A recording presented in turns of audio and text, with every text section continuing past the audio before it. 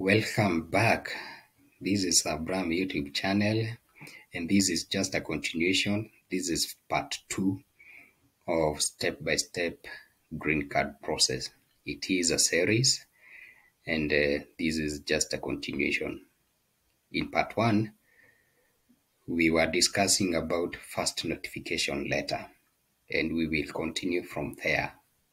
Now, what you are supposed to do after you have received your first notification letter. The vital step you are supposed to take is filling your DS-260, commonly known as the immigrant visa form. And this is just a sample of DS-260. You can access the DS-260 via the travel.state.gov. And this is just a sample of DS-260.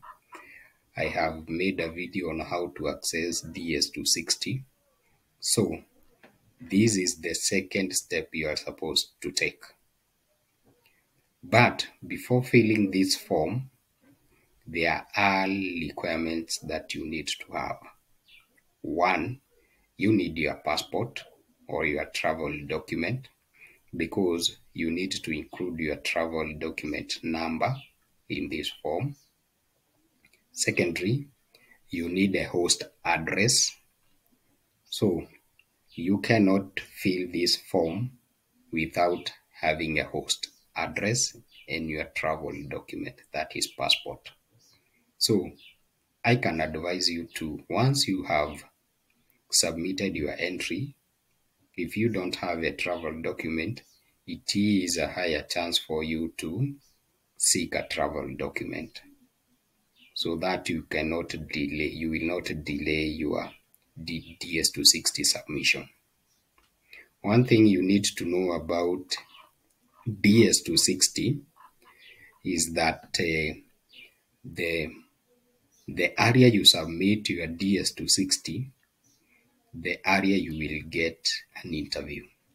For example, there is something known as visa bulletin.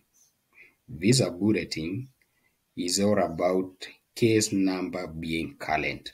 For example, if your first notification letter identifies you having a case number of 3000, then the visa bulletin is issued by KCC states that the current case number are between 1 and 5000, and you submitted your DS-260 earlier than the person who has a case number 10, for example, it means that you will get an visa interview earlier than this person. So it is advised for you to submit your DS-260 early. In the recent years, maybe 2021, 2020, people were submitting documents to KCC. You submit your birth certificate, you submit your passport, you submit your marriage certificate if you are married, you submit your police clearance certificate, all good conduct.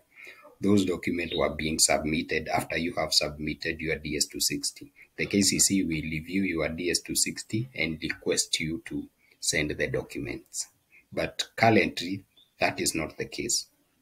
Once you have submitted your DS-260, you are not required to send your documents to KCC.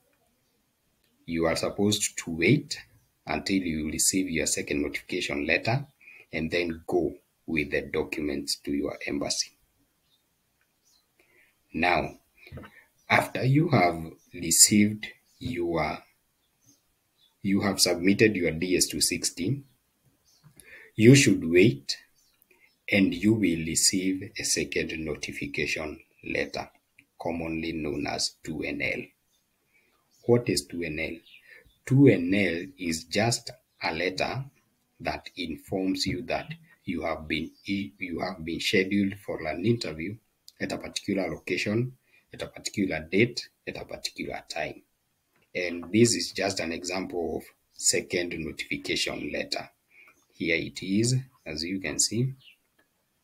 I have just accessed it through online. As you can see, it is stated that this is an official notice for you to pursue your application for the DV the year you applied. So one thing you need to note is that all information are sent by KCC, and they are sent through a no reply email. So if you get any other email that is a no reply email, just know that that is not the KCC.